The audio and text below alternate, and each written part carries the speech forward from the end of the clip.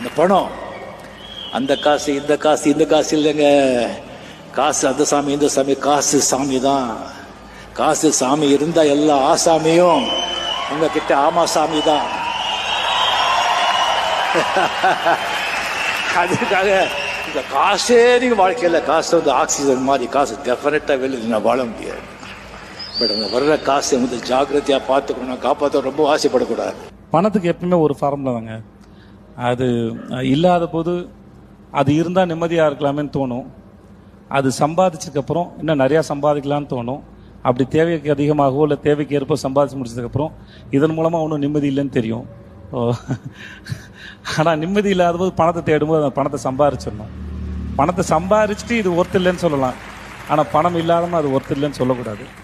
அப்புறம் பணங்கிறது பவர், அது தேவை, அது கடைசி காலம் வரைக்கும் நம்ம கூட இருக்கணும். அது மிகவும் அவசியம்.